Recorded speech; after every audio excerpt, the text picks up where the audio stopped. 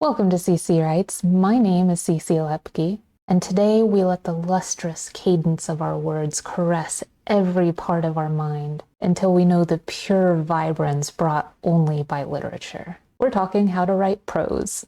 Also, please don't write anything as stupid as what I just said.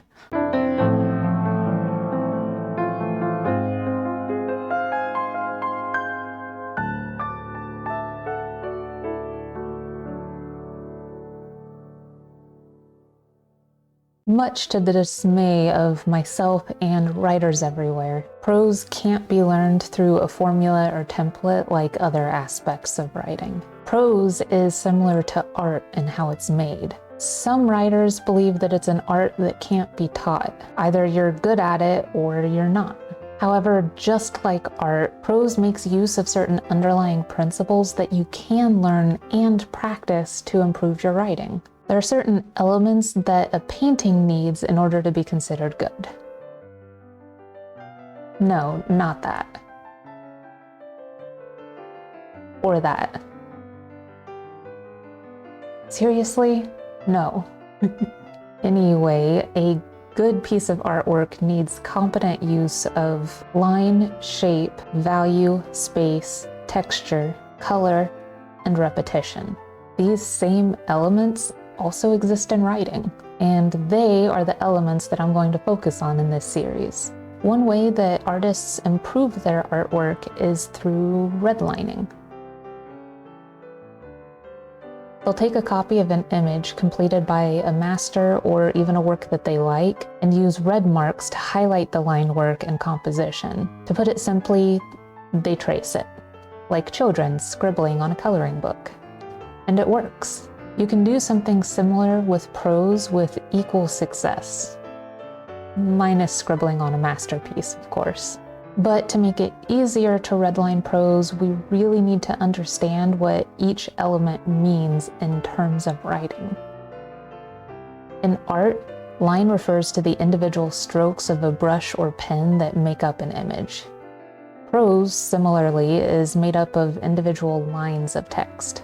There are rules of grammar, punctuation, and writing that dictate the makeup of a line, and these rules should be followed to a point. But a true master of the line in prose, like the rebel she is, knows when those rules should be broken. To create shape in your writing, each paragraph is broken up into different ideas. The paragraph length changes, and with it, so does the way that the words are read and perceived.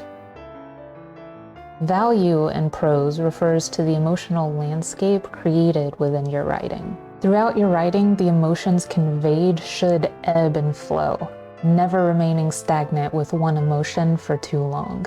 Unless your character is Batman, he really shouldn't brood forever.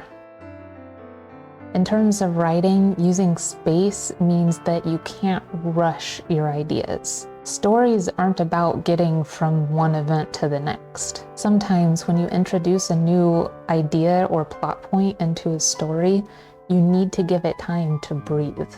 To do that, it helps if you actually examine the events that are happening from multiple angles. I talked a little bit about how to do this in my previous video about emotional storytelling. You should check it out for a more detailed explanation. But the gist of it is that you introduce an idea and you examine that idea using perception, behavior, and memories. Writing texture into your prose is all about the descriptions. You focus on the gritty details and use language that conveys the grit in the most effective way. Texture makes the subject of your prose feel more real. It's kind of like Pinocchio. You're trying to turn your writing into a real boy. Adjectives bring color, and word choice brings color.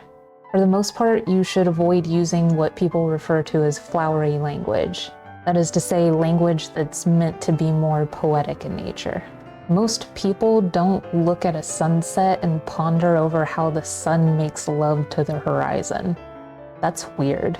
There's a time and a place for poetic imagery, but it should be rare and special when you use it. For the majority of your writing, keep your word choice simple yet descriptive. Repetition in art is when a symbol or design element is used multiple times throughout the work. In writing, repetition can occur when a single word is used multiple times, or when a sentence or concept is restated later.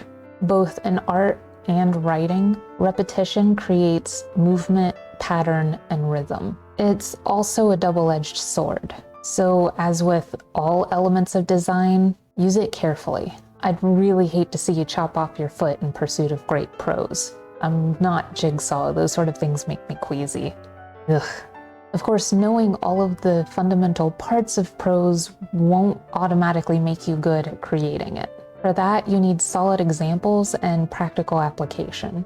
You also need restraint. When people get new tools, we have a bad habit of trying to use them for everything. Trust me, you don't need a chainsaw to hammer a nail. No, you don't. Don't look at me like that. I said no. I'll break down each of the principles listed today into a series on the art of writing prose. In these videos, I'll break down how to use each element and show you how to do redlining for each of those elements so that you can practice it on your own. I hope this overview was helpful to you. If you're really interested in improving your writing as a whole, be sure to stay tuned for the next video in this series all about line work in prose. If you're interested in more lessons on writing, click on the top video link to see my lesson on writing characters that readers can connect with. Or click the bottom video link to see my very first attempt at using the Dan Harmon plot circle. As always, thank you for joining me today on CC Writes. I hope you enjoyed our time together, and I will see you later.